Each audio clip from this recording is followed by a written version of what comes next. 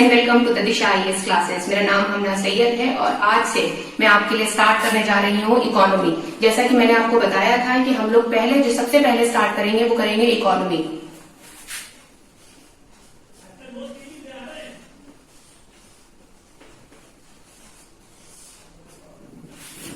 तो मैं आपको बताऊं कि इकोनॉमी हमारे लिए क्यों पढ़ना जरूरी है। ठीक है, जैसा कि मैंने कल आपको बताया था, इकोनॉमी यानी अर्थव्यवस्था हमसे सबसे ज्यादा जुड़ी हुई है। आम आदमी से जो चीज सबसे ज्यादा जुड़ी हुई है वो है इकोनॉमी।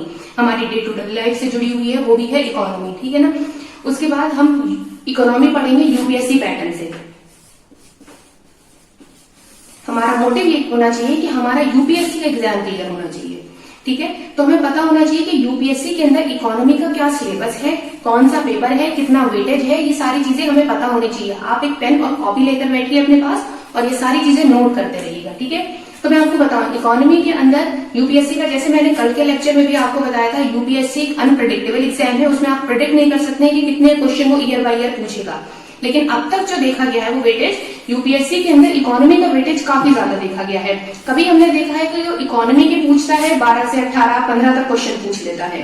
ठीक है, कभी वो पूछता है 30 तक क्वेश्चन पूछे हैं उसने, और कभी हो सकता है जैसे मैंने आपको पहले बताया था कि वो 5 से 10 ही क्वेश्चन पूछे।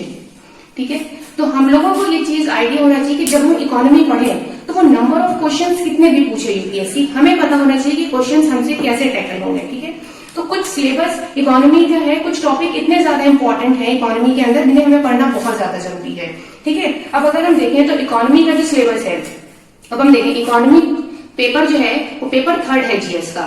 इकोनॉमी जो है वो पेपर 3rd है जीएस का। जीएस का पेपर 3rd है इकोनॉमी के अंदर।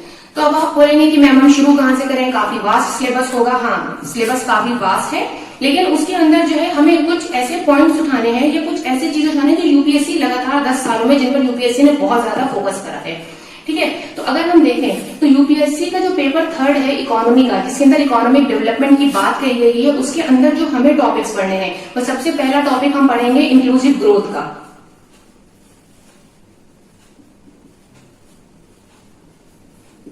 ठीक है, दूसरा टॉपिक हम पढ़ेंगे बजट का, जो बहुत ही ज्यादा इंपॉर्टेंट है। हर साल का जो बजट आता है वो बहुत ज्यादा इंपॉर्टेंट है। मैं आपको पढ़ाऊंगी पूरा बजट, इकोनॉमिक सर्वे, सारी चीजें मैं आपको खुद कराऊंगी। बस आपको जो है ना अपनी पेन और कॉपी लेके तैयार बैठना है। ये सारी चीजें मैं आपको पढ़ाऊंगी। उसके बाद हम इसके अंदर देखेंगे इंफ्रास्ट्रक्चर। इंफ्रास्ट्रक्चर ऑफ रोड है, रेलवे है, ठीक है ना, एयरवेज है, ये सारी चीजों का हम इंफ्रास्ट्रक्चर देखेंगे। ये मैं आपको सिलेबस बता रही हूँ जो जीएस का 3rd पेपर है। ठीक है, अपने पास आप सिलेबस लिख लीजिएगा, ये वो सिलेबस है। उसके बाद हम बहुत ज्यादा इंपॉर्टेंट, आज के टाइम पे जो बहुत ज्यादा इंपॉर्टेंट हम पढ़ेंगे एग्रीकल्चरल इकोनॉमी। ठीक है, एग्रीकल्चर इकोनॉमी के अंदर हम बहुत सारी संस्थाएं पढ़ेंगे। जो मोस्ट इंपोर्टेंट आपने पढ़ी होगी एपिडा, या नहीं पढ़ी होगी तो वो मैं आपको पढ़ाऊंगी। इसके अंदर इंपोर्ट एंड एक्सपोर्ट सारी चीजें, इकोनॉमी का कितना हमारे प्रोडक्शन होता है, किस चीज का होता है, एग्रो इकोनॉमिक जोन्स होते हैं, वो सारी चीजें हम इसके अंदर पढ़ेंगे। ठीक है, उसके बाद हम पढ़ेंगे इन्वेस्टमेंट मॉडल्स जो थे हमारे।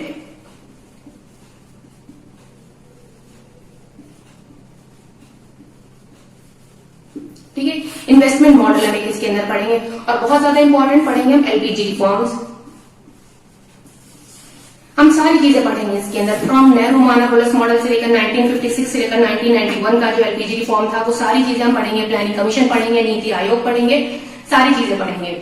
ठीक है, इकोनॉमी का। लेकिन हम ये देखते हैं, ये सिलेबस जो है, ये जो सिलेबस आप देख रहे हैं, ये है मेंस ओरिएंटेड सिलेबस है, और हमें तैयारी भी इसी तरीके से करना है ताकि हम मेंस की तैयारी करेंगे, उसी से हमें क्वेश्चंस निकलेंगे प्री के। ठीक है, जैसा कि सूरज सर ने अभी आपको पहली वीडियो में बता दिया था कि प्री और मेंस और इंटरव्यू की कैसे तैयारी होती है, सारी चीजें कैसी होती हैं। ठीक है, तो मैं उस चीज को बार बार रिपीट नहीं करूंगी। मैं डायरेक्ट सिलेबस के ऊपर आई हूँ आपके ऊपर ये सारी चीजें आपको बताने के लिए। ठीक है, पेपर 3rd है जीएस का, ध्यान रखिएगा। ये इकोनॉमी का सिलेबस है जिनसे नंबर ऑफ क्वेश्चंस मेंस में सबसे ज्यादा पूछे जाते हैं। आप प्रीवियस ईयर उठा कर देखिए, यूपीएससी का पिछले 10 सालों का इन्हीं टॉपिक से आपको क्वेश्चंस मिल जाएंगे।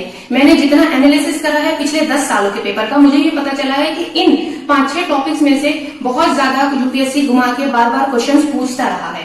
ठीक है, अब मैं आपको बताऊंगी कि इकोनॉमी, अब जो यूपीएससी का प्री का सिलेबस है, इस प्री के लिए उसने हमें बताया जीएस पढ़ना है। हमें किसी भी चीज में मास्टर्स नहीं करना, हमें जीएस पढ़ना है। ठीक है, तो प्री के लिए हमने ये देखा है इकोनॉमी के नंबर ऑफ क्वेश्चन जो सबसे ज्यादा जिस सेक्टर से पूछे जाते हैं वो एक सेक्टर है जिसे हम कहते हैं बैंकिंग। इसके अंदर हम इंडिया का पूरा बैंकिंग सिस्टम पढ़ लेंगे, ठीक है। दूसरी चीज हम पढ़ेंगे इसके अंदर बीओपी पढ़ेंगे, बैलेंस ऑफ पेमेंट हम पढ़ेंगे। ये मैं सारी चीजें आपको लाइन बाय लाइन सारी चीजें बताती चली जाऊंगी, ठीक है। उसके बाद बहुत ज्यादा इंपॉर्टेंट हम पढ़ेंगे इकोनॉमिक सेक्टर्स।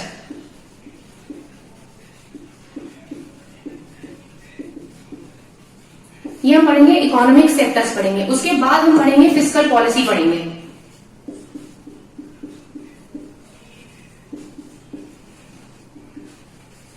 हम पढ़ेंगे फिस्कल पॉलिसी। ये हमने देखा है कि नंबर ऑफ क्वेश्चंस जो है ना, इन बहुत प्री के क्वेश्चंस इनसे बहुत सारे निकले हैं। जब मैं आपको ये सिलेबस कराना स्टार्ट करूंगी तो मैं आपको दिखाऊंगी कि प्री के क्वेश्चन इन्हीं टॉपिक्स में से बहुत ज्यादा बने हैं। हाँ, बाकी करंट ओरिएंटेड जो है वो बहुत ज्यादा करंट से बहुत ज्यादा नंबर ऑफ क्वेश्चन पूछे जाते हैं। जैसा कि मैंने पहले भी बताया था, इकोनॉमी जो है ना वो किताबों में नहीं मिलेगी। इकोनॉमी जो है किताबों के अंदर डेफिनेशन जरूर मिलेंगी, लेकिन इकोनॉमी हमें मिलेगी हमारी डे टू डे लाइफ से, हमारी न्यूज़पेपर से हमें इकोनॉमी मिलेगी। जब हम न्यूज़पेपर पढ़ेंगे तो उससे हमें समझ में आएगा कि ये पूरी चीजें कैसे काम करती हैं, ठीक है। तो ये सारी चीजें आप अपने पास नोट कर लीजिए कि हमें क्या क्या पढ़नी है। और मैं जो सबसे पहले स्टार्ट करूंगी, मैं ये सेक्शन उठाऊंगी बैंकिंग, क्योंकि ये एक बहुत ज्यादा इंपॉर्टेंट सेक्टर है, बहुत इंपॉर्टेंट है आपके आने वाले एग्जाम के लिए, यूपीएससी के लिए। बहुत ज्यादा क्वेश्चन हर साल मैंने देखा है आरबीआई से, सीआरआर पर, एसएलआर पर, ये हर साल क्वेश्चन पूछता रहा है, ठीक है ना। आरआरबीज पर, कमर्शियल बैंक्स पर, ये कहीं ना कहीं हर साल इससे क्वेश्चन 2 से 3 बनना जरूरी है। बैलेंस ऑफ पेमेंट से मैंने देखा है 5 से 6 क्वेश्चन हमेशा बनते ही बनते हैं, ठीक है ना। इम्पोर्ट एक्सपोर्ट कैपिटल कितना है हमारा, ट्रेड ऑफ गुड्स, से सारी चीजें हम पढ़ेंगे, ठीक है। इसके अंदर सारी चीजें। इकोनॉमिक सेक्टर, जैसा कि हमें पता है, ये जस्ट मैं ब्रीफ कर रही हूँ छोटा छोटा आप लोगों। इकोनॉमिक सेक्टर प्राइमरी सेक्टर होता है, सेकेंडरी सेक्टर होता है और होता है टर्शियरी सेक्टर। इन सेक्टर्स को हम एक एक पूरा डिटेल वाइज स्टडी करेंगे कि कौन सा सेक्टर हमें कैसे पढ़ना है, ठीक है। तो हम सबसे पहले जो स्टार्ट करेंगे वो हम स्टार्ट करेंगे बैंकिंग से। आपका अभी जो स्टार्ट होगा वो आपका बैंकिंग स्टार्ट होगा। ये आप पूरा सिलेबस है इकोनॉमी का, ये आप अपने पास नोट कर लीजिएगा कि हमें क्या क्या पढ़ना है और कैसे पढ़ना है। प्री के लिए ओरिएंटेड ये बहुत ज्यादा सिलेबस है, बहुत सही सिलेबस है ये पूरा, मुझे ऐसा लगता है। बाकी आप अपने स्तर पे तैयारी करते रहिएगा। जो चीजें हो वो मैंने आपसे पहले कहा था, आप कमेंट में लिख के मुझे भेज दीजिएगा, जिससे हमारा 2 वे कम्युनिकेशन बना रहेगा, जिससे मुझे पता चलता रहेगा कि मुझे और क्या अपने अंदर इम्प्रूवमेंट करने हैं, क्या पढ़ाना है, आप लोगों को क्या पढ़ना है। कोई चीज समझ में नहीं आती है तो वो आप मुझे कमेंट लिख दें कि मैम ये चीज समझ में नहीं आई, तो मैं बिल्कुल प्रयास करूंगी कि उसको दोबारा समझाऊं या नेक्स्ट क्लास में उसको जो है मैं लेकर आऊं। ये सारी चीजें अब आपने देख ली है, तो हम स्टार्टिंग यहीं से करेंगे, इन्हीं चीजों से स्टार्टिंग करेंगे। सबसे पहले मैंने आपको बताया बैंक से स्टार्ट करूंगी। जब मैं यहाँ बैंकिंग से स्टार्ट करूंगी तो सारी चीजें आपकी कवर हो जाएंगी इसी में। सिलेबस लिखते चलिएगा, जो चीजें बनवा रही हूँ उनको बिल्कुल लाइन वाइज बनाते चलिएगा। बहुत ज्यादा जरूरी है आपके लिए कि आप इन सारी चीजों को समझ के पढ़ें। अगर आप समझ के नहीं पढ़ेंगे तो बहुत मुश्किल हो जाएगा मेरे लिए आपको समझाना, या फिर अगर आपने सोच के बैठे कि पहली क्लास में आपके सब समझ में आ जाएगा तो ये अप्रोक्स नामुमकिन है। किसी के भी समझ में नहीं आता, मेरे भी नहीं आया था जब मैंने स्टार्ट करा था। थोड़ा टाइम दीजिए अपने आप को, मुझे समझने की कोशिश करिए, और मैं आप बिल्कुल पूरी कोशिश करूंगी कि आप लोगों को हर चीज बहुत डिटेल में, बहुत बेसिक से एडवांस की तरफ ले जाया जाए।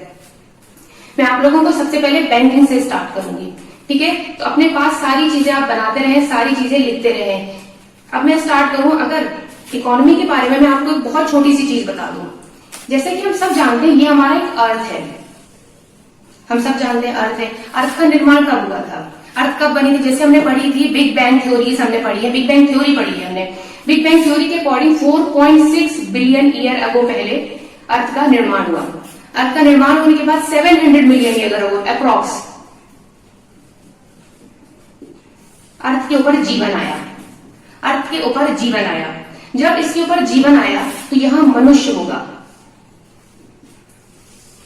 मनुष्य होगा, ठीक है। मनुष्य होगा तो वो एक अकेला मनुष्य था उस वक्त, ठीक है। ऐसा माना जाता है कि मैं आपको बता रही हूँ, एग्जाम्पल के लिए बता रही हूँ, आपकी समझ के लिए बता रही हूँ कि इकोनॉमी क्या है।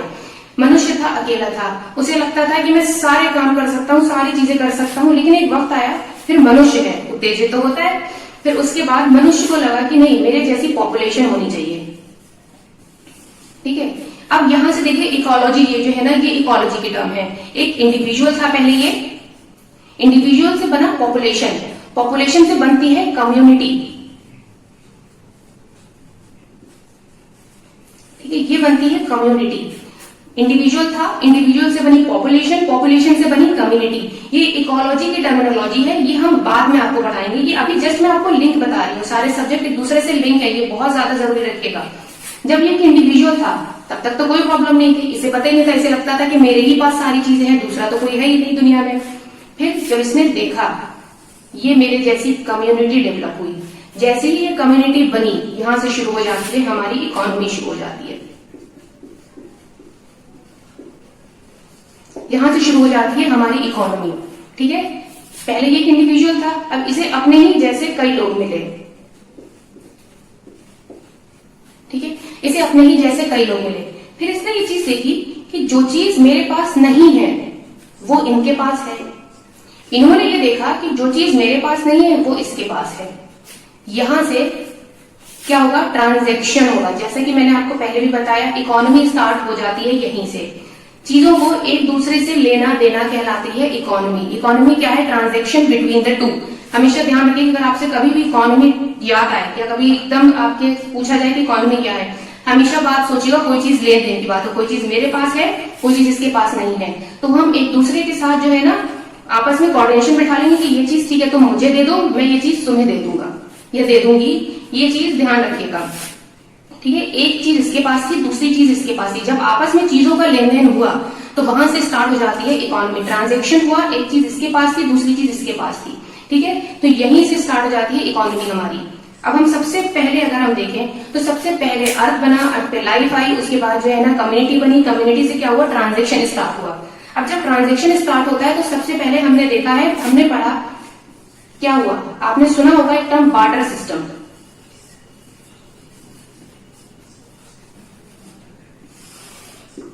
बार्टर सिस्टम आपने सुना होगा, जिसे क्या कहलाता है, वस्तु विनिमय कहलाता है। बार्टर सिस्टम यानी वस्तु विनिमय। हिंदी वालों के लिए भी कोई परेशानी नहीं होगी, वैसे कि मैंने पहले बताया, मैं पूरा प्रयास करूंगी कि हिंदी और इंग्लिश में सारी चीजें बताती रहूं, पर ये ध्यान रखिएगा लैंग्वेज एक बैरियर नहीं होना चाहिए किसी के लिए भी। अगर आपको कंटेंट अच्छा मिल रहा है प्लीज उस कंटेंट को लीजिए, लैंग्वेज में आप लिखते रहिए। अगर कोई इंग्लिश वाले हैं तो वो इंग्लिश में लिखते रहे, हिंदी वाले हैं तो मैं हिंदी भी चीजें लिखती रहूंगी, उस चीज को बिल्कुल भी परेशानी नहीं होगी।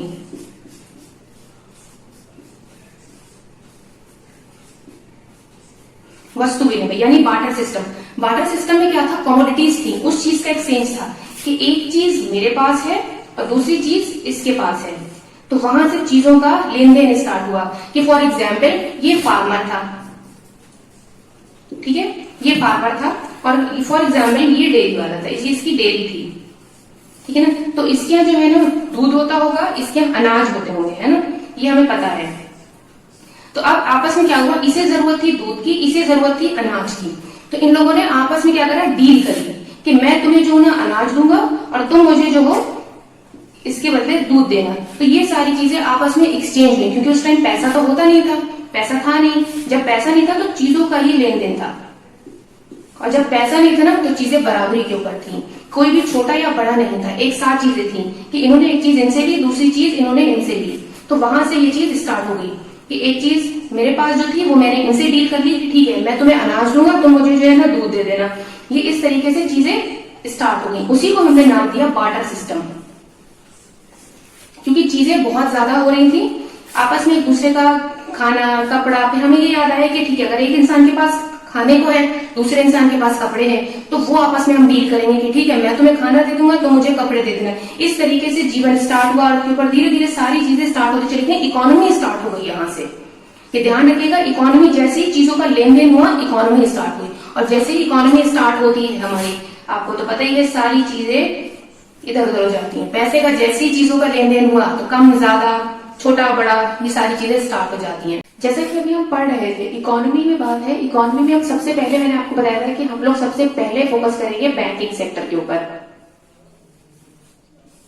ठीक है। तो ये एक सेक्टर ऐसा है जिससे सबसे ज्यादा नंबर ऑफ क्वेश्चन पूछे जाते हैं, और हम जब ये सेक्टर पढ़ेंगे तो हम ज्यादा से ज्यादा चीजें इसी में कवर करने की कोशिश करेंगे। एक चार्ट मैं आपको बनवा दूंगी जिसमें ज्यादा से ज्यादा आपके टॉपिक्स कवर हो जाएंगे, बहुत इजी वे में आपको चार्ट बनवा दूंगी, ठीक है। तो सबसे पहले हमने यहां पर पढ़ लिया था बार्टर सिस्टम।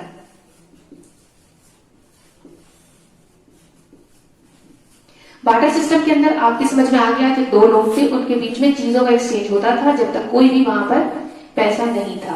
कि हमने वाटर सिस्टम तक यहाँ तक हमने कवर कर लिया था। अब हम इसके बाद आपको बता रहे हैं कि दो चीजें थी हमारे पास। देखिए, एक आदमी हो गया कंज्यूमर, दूसरा हो गया प्रोड्यूसर, क्योंकि इस वजह से एक आदमी कंज्यूम कर रहा है, दूसरा प्रोड्यूस कर रहा है।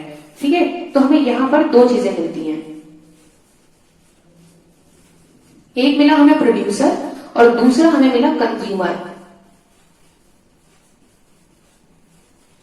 ठीक है, हमें दो लोग मिल गए, एक मिला हमें प्रोड्यूसर, दूसरा मिला हमें कंज्यूमर। तो हमें यहां से क्या पता चलता है, ये जो प्रोड्यूसर है ये कंज्यूमर को क्या देता है, प्रोड्यूस करके क्या दे रहा है, या तो वस्तु देगा या सेवाएं देगा, सर्विसेज देगा या तो गुड्स देगा। ठीक है, ये प्रोड्यूसर जो है यहां से ये दो चीजें इसको देगा। इसके बदले में कंज्यूमर इसे क्या दे रहा है, कंज्यूमर इसको दे रहा है पैसे। ठीक है, अब यहां पे आता है पैसा, यहां पे आ गया पैसा, यहां पर पैसा नहीं था, यहां पर आ गया पैसा। ठीक है, लेकिन अब बात यह है कि क्या ये पैसा खुद पैदा कर रहा है, नहीं। क्या ये पैसा खुद पैदा कर सकता है, नहीं। तो इन दोनों के बीच में फिर यहाँ पे देखिए इकोनॉमी आएगी, इन दोनों के बीच में फिर डील होती है कि ये जो प्रोड्यूसर है ये कंज्यूमर को बोलता है कि देखो तुम एक तरीके से अगर कोई चीज कंज्यूम कर रहे हो तो तुम एक लेबर भी बन सकते हो हमारे लिए। तो कंज्यूमर कहता है ठीक है, कंज्यूमर का क्या काम है कि ये काम कर सकता है इसके आकर, क्या कर सकता है, ये इसके आकर काम कर सकता है, कंज्यूमर इसके आकर काम कर सकता है। तो ये जो प्रोड्यूसर है ये इसको इसके बदले में पैसा देगा। तो आपके समझ में आया, इसके पास पैसा कहां से आया, जब इसने कंज्यूमर ने इसके जाके काम करा, प्रोड्यूसर किया, तब इसके पास पैसा आया। मैं आपको सिर्फ समझाने के लिए बहुत आसान तरीके से बता रही हूं, इसके पास पैसा तब आया। अब ये कंज्यूमर है, अब ये क्या हो गया, यहां पर हो गया लेबर, ये लेबर हो गया, और यहां पर ये प्रोड्यूसर बन जाता है मालिक। यहां पर ये हुआ कंज्यूमर, कंज्यूमर क्या हो गया, श्रमिक भी हो गया, यहां पर लेबर भी हो गया, और यहां पर ये प्रोड्यूसर जो है वो मालिक बन गया। ठीक है, यहां ये बड़ी चीज आ गई। अब ये ऊपर हो गया, ये नीचे हो गया। ठीक है, अब ये चीज आपके समझ में आ गई होगी, लेकिन यहां पर रोकते हैं एक चीज, हर चीज जैसे हमेशा बराबरी से नहीं चलती। अगर ये प्रोड्यूसर बोले इससे कंज्यूमर से, एक केस है, अगर ये इससे बोले कंज्यूमर से कि मैं तो हूं तुमसे काम करवा लूंगा, पर जाओ मैं तुम्हें पैसे नहीं देता, जो चाहो कर लो, मैं तुम्हें पैसे नहीं दूंगा, तुम्हें फ्री में मेरे यहाँ काम करना है करो, वरना मैं किसी और को रख लूंगा फ्री में काम करने के लिए। अब ये बेचारा कंज्यूमर है, ये लेबर है, श्रमिक है, ये बेचारा परेशान है। ठीक है, एक कंडीशन ये हुई। दूसरी कंडीशन ये होती है कि ये लेबर लोग अपनी पूरी एक कम्युनिटी बना ले, ये बोले कि नहीं भाई मैं जो हूं तुम्हारे यहाँ काम नहीं करने आऊंगा, तो मुझे ऐसी फ्री में पैसे देना, मैं बिल्कुल कोई काम नहीं करना चाहता, ये एकदम निठल्ला सा ऐसी बेकार सा आदमी बन जाए और बोले कि मैं कोई काम नहीं करना चाहता। दूसरी कंडीशन हो गई ये, और इससे ये पैसे की डिमांड करने लगे। ठीक है, तो ये दोनों कंडीशन ही गलत है। तो अब क्या है, इन दोनों को रेगुलेट करने के लिए, देखने के लिए कोई तीसरी चीज भी तो होनी चाहिए जो इन दोनों को देख सके, कि ना तो प्रोड्यूसर कंज्यूमर के साथ गलत करे, ना कंज्यूमर प्रोड्यूसर के साथ गलत करे। तो इन दोनों को देखने के लिए फिर यहां पर जो आती है, फिर वो आती है स्टेट। स्टेट यानी राज्य यानी गवर्नमेंट, इन दोनों के लिए आती है। तो स्टेट कंज्यूमर और प्रोड्यूसर दोनों के लिए होती है, इन दोनों को देखभाल के लिए होती है। ये स्टेट क्या कहती है प्रोड्यूसर से, सुनो भाई प्रोड्यूसर इधर आओ, तुम जो हो इसके साथ कोई बदमाशी नहीं करोगे, ये बेचारा लेबर है, श्रमिक है, मजदूर है, इसको तुम सारी सेवाएं सारी वस्तुएं वैसे ही देते रहो। और इससे बोलती है कि सुनो भाई तुम काम में चोरी बिल्कुल मत करना, मैं तुम्हारा वेलफेयर करूंगी। और इससे बोलती है कि मैं तुम्हें रेगुलेट करूंगी। तो स्टेट जो है प्रोड्यूसर के लिए क्या करती है, रेगुलेशन का काम करती है, और स्टेट जो है कंज्यूमर के लिए क्या काम करती है, वेलफेयर का काम करती है। तो इसको रेगुलेट करने के लिए स्टेट क्या करती है, प्रोड्यूसर को रेगुलेट करने के लिए क्या बनाती है, रूल्स बनाती है कि तुम भाई कंज्यूमर के साथ कैसे बिहेव करोगे, कंज्यूमर को कितना पैसा दोगे, सारी चीजें उनके लिए रूल्स और एक्ट्स बनाती है। ठीक है, देखते रहिएगा क्या क्या चीजें लिखवा रही हूं। उसके बाद स्टेट अगर कंज्यूमर पर आता है तो कंज्यूमर के लिए क्या काम होता है, कंज्यूमर का वेलफेयर करती है। ठीक है, वेलफेयर के लिए यहां पर स्कीम्स चलाती है बहुत सारी। हम बहुत सारी स्कीम देखते हैं, चाहे वो हेल्थ सेक्टर की हो, एजुकेशन सेक्टर की हो, कोई भी हो, बहुत सारी सेक्टर या स्टेट या गवर्नमेंट हम कह सकते हैं। जब भी स्टेट का नाम आएगा यहाँ पर आएगा गवर्नमेंट, यानी सरकार, यानी राज्य। कोई भी चीज आएगी तो वो स्टेट है। स्टेट एक पावरफुल अथॉरिटी है जो इन दोनों के लिए काम करती है, इसको रेगुलेट करती है और इसका जो है ना वेलफेयर करती है, कंज्यूमर का, प्रोड्यूसर को रेगुलेट करती है। ठीक है, तब आपको यहाँ से पता चला होगा हमें क्या क्या पढ़ना है। हमें पढ़ना है पहले स्टेट क्या काम करती है, रेगुलेशन कैसे करती है, रूल्स और एक्ट्स पढ़ेंगे हम यहाँ से हम पढ़ेंगे स्कीम्स, सारी स्कीम्स हम इसके अंदर कवर करेंगे। हमें ये पता चल गया, अब इसके अंदर पढ़ेंगे सर्विसेज, पढ़ेंगे गुड्स, पढ़ेंगे। ठीक है, ये एक चार्ट है जो सारी चीजें कवर कर रहा है आपकी, ये ध्यान रखिएगा, ये बहुत इंपॉर्टेंट चार्ट है आपके लिए। ठीक है, अब यहाँ पर स्टेट है, स्टेट इसके लिए भी काम कर रहा है, स्टेट इसके लिए भी काम कर रहा है। लेकिन क्या स्टेट सारा पैसा खुद दे सकता है? नहीं, ये ध्यान रखिएगा। यहां से एक नई चीज आती है, स्टेट इससे लेता है टैक्स, कि मैं जो हूं तुम्हारे लिए रेगुलेशन का तुम्हारे लिए सारे नियम, सारे कानून आसान कर देता हूं ताकि तुम्हारे साथ कंज्यूमर जो है ना कोई बदमाशी ना कर सके। तो इससे लेता है, इससे कहता है लाओ मुझे टैक्स दो, ये इसको टैक्स देता है, कहता है ठीक है आप मेरे लिए इतना सारा काम कर रहे हैं, आप मेरे से टैक्स ले लीजिए, तो ये इसके लिए काम करता है। इधर यही स्टेट कंज्यूमर से बोलता है कि देखो मैं तुम्हारा वेलफेयर कर रहा हूं, तुम्हें पढ़ा रहा हूं, तुम्हें अच्छी हेल्थ दे रहा हूं ताकि तुम जाकर रोजगार कमा सको। ठीक है, तो इससे भी टैक्स लेता है। यहां पर हम पढ़ेंगे टैक्स, जितने भी तरीके के टैक्स होते हैं हम यहाँ सारे देखेंगे, from direct to indirect taxes, हम सारे इसी में कवर करेंगे। सारे अलग अलग क्लासेस लेकर आऊंगी, ये चार्ट बनवा रही हूँ, ये सारी एक समझ है कि कैसे सारी चीजें हम पढ़ेंगी, ये लिंकिंग है, ये कैसे पढ़ी जाएगी। ठीक है, मैंने बहुत मेहनत करके चार्ट बनाया है, खुद भी पढ़ती थी इसी चार्ट से और आप लोगों को भी इसी चार्ट से पढ़ा रही हूँ। ठीक है, ठीक है, यहाँ पर आता है स्टेट, यहाँ पर स्टेट क्या करता है, इन दोनों से टैक्स ले रहा है। ठीक है, इन दोनों से टैक्स लिया, अब इनका कुछ बचा हुआ भी तो पैसा होगा, सरप्लस, इनके पास भी कुछ बचा होगा, इन्होंने जब टैक्स दे रहे हैं तो कुछ पैसा तो बचा होगा ना। ऐसे ही कंज्यूमर के पास भी कुछ सरप्लस होगा। ठीक है, और स्टेट के पास तो सारा पैसा जमा हो ही रहा है, सेंटर से भी आ रहा है, प्रोड्यूसर से भी आ रहा है, कंज्यूमर से भी आ रहा है, तो स्टेट के पास भी सरप्लस पैसा हो गया। ठीक है, तो अब ये तीनों, ये सारा पैसा कहां रखें, इसके लिए यहां पर बीच में यहां पर आती है मनी मार्केट। देखिए नई टर्म है मनी मार्केट, एक और चीज बीच में मिली। इन तीनों को आपस में जो चीज जोड़ती है वो है मनी मार्केट, कैपिटल मार्केट कह लीजिए, इंश्योरेंस सिस्टम कह लीजिए या शेयर बाजार कह लीजिए, कोई भी चीज आती है यहां पर आती है।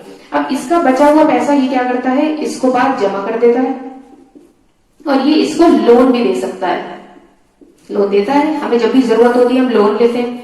इसी तरीके से कंज्यूमर का जो बचा हुआ पैसा है वो इसके पास जमा कर देता है और इसी तरीके से ये इसको लोन दे देता है। ठीक है, अब तीसरी चीज यहां पर आती है स्टेट। स्टेट का जितना भी पैसा है वो यहाँ, जैसा हम देख रहे हैं स्टेट ने क्या करा, स्टेट भी इस मनी मार्केट से या तो अपना पैसा इसमें जमा कराएगा या इससे जो है ना लोन लेगा। हम जैसे देखते हैं एग्जाम्पल का ही आरबीआई क्या करता है, सरकार के लिए लोन भी लेता है और सरकार को जो है ना पैसा भी देता है खर्च करने के लिए। अब यहाँ तक बात आती है इन तीनों के लिए, ये एक मनी मार्केट हो गई। अब यहाँ से हम पढ़ेंगे मनी मार्केट, तो देखिएगा हमें क्या क्या मिला पढ़ने के लिए, मनी मार्केट मिला, टैक्स मिला, रूल्स एक्ट्स मिले, रेगुलेटरी अथॉरिटीज मिली, स्कीम मिली, हेल्थ एजुकेशन, जितनी स्कीम्स आएंगी इसमें मैं सारी कवर कराऊंगी। कंज्यूमर प्रोड्यूसर्स मिले, हमें सरप्लस मनी क्या होता है वो पढ़ने के लिए मिला, स्टेट एक अथॉरिटी है वो पढ़ेंगे। ये सारी चीजें एक बैंकिंग, ये सारी चीजें जो है ना उसमें हम लिंक कर देंगे, अभी आपके साथ जो है ना सारी चीजें हम लिंक होती चली जाएंगी। अब बात है, अब ये कंज्यूमर था, इसके पास सरप्लस पैसा था, इसने यहाँ जमा कर दिया, लोन ले लिया। लेकिन ये कंज्यूमर है, इसने सोचा कि चलो मेरे पास पैसा है तो मैं क्या करता है टीवी खरीद लेता हूँ। एग्जाम्पल बता रही हूँ, एक टीवी, बहुत अच्छा एग्जाम्पल बता रही हूँ, एक टीवी खरीद लेता है। तो ये इस प्रोड्यूसर के पास गया, इसने बोला कि मुझे एक एग्जाम्पल वीडियोकॉन की टीवी चाहिए। उन्होंने बोला ठीक है, वीडियोकॉन हमारी इंडिया की कंपनी, उन्होंने बोला ठीक है आप ले जाइए टीवी। ये टीवी ले गया। अब टीवी के ऊपर, टीवी वीडियोकॉन के, ध्यान रखिएगा वीडियोकॉन की टीवी चैनल हम देख रहे हैं, फॉर एग्जाम्पल कोई भी दूरदर्शन, मान लीजिए दूरदर्शन चैनल देख रहे हैं, लेकिन हमने विज्ञापन उसके ऊपर देखा सोनी टीवी का। अब सोनी टीवी तो हमारे यहाँ होती नहीं है। अब मुझे लगा कि यार ये वीडियोकॉन की तो टीवी मैंने बेकार ले ली, इसको हटा के मैं सोनी की टीवी लूंगा। अब यहां से देखिएगा सोनी की टीवी तो हमारे यहाँ होती नहीं है। तो अब ये क्या करेगा, प्रोड्यूसर के पास जाएगा और बोलेगा कि यार मुझे सोनी की टीवी चाहिए। ठीक है, अब तो ये प्रोड्यूसर क्या करेगा, यहां पे देखिए, यहां पे आती है बात रेस्ट ऑफ द वर्ल्ड की। ठीक है, यहाँ पर आती है बात रेस्ट ऑफ द वर्ल्ड की। तो ये जहां भी सोनी टीवी बनता होगा ये वहां जाएगा और वहां से लाकर इसको दे देगा, इसको ले देगा कि भाई जाओ ये तुम्हारी सोनी टीवी रही और ये तो ले जाओ, ठीक है।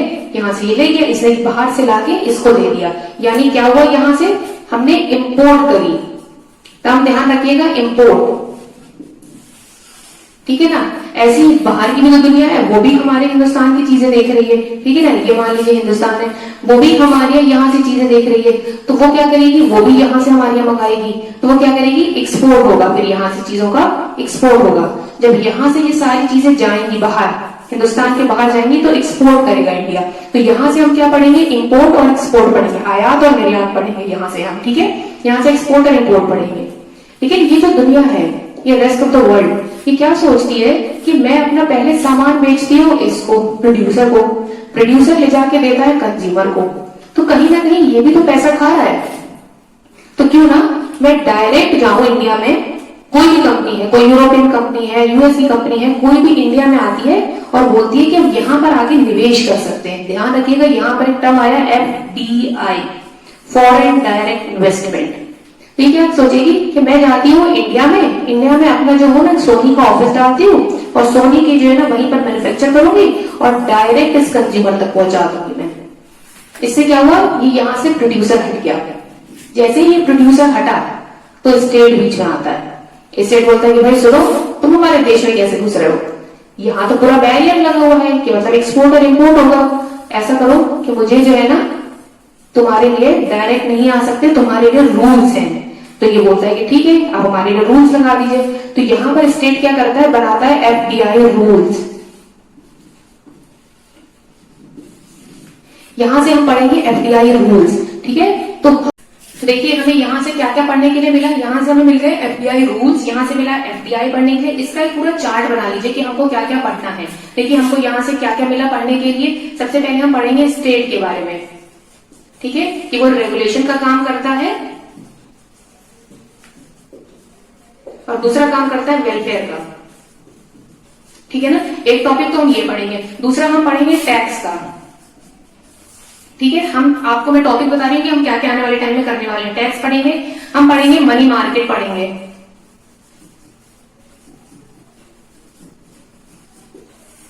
हम मनी मार्केट पढ़ेंगे इसके अंदर। उसके बाद हम इसके अंदर पढ़ेंगे FDI पढ़ेंगे, FDI के रूल पढ़ेंगे, इंपोर्ट और एक्सपोर्ट पढ़ेंगे। जितनी सारी चीजें हैं आने वाले क्लासेस में हम सब कवर करेंगे। ये चार्ट अपने पास बना लीजिएगा, कहीं पर बहुत काम आने वाला है आपके आने वाले एग्जाम के लिए और बहुत ही आसानी से आपको चीजें समझ में आ जाएंगी। कोई चीज अगर आपको समझ में नहीं आती है तो मुझे प्लीज कमेंट डाउन कर दें, मैं उसको जरूर कोशिश करूंगी कि आने वाले टाइम में अगर इसमें से कोई भी चीज आपके समझ में नहीं आई है तो मैं वो आपको बहुत ही आसान तरीके से क्लियर करूंगी। इसके बाद ये सारी चीजें लिंक होंगी बैंकिंग से। इसके बाद हम सारी चीजें स्टार्ट करेंगे, बैंकिंग से पढ़ना स्टार्ट करेंगे, ठीक है। ये सारी चीजें कैसे काम करेंगी, कैसे बैंक से लिंक होंगी, ठीक है ना।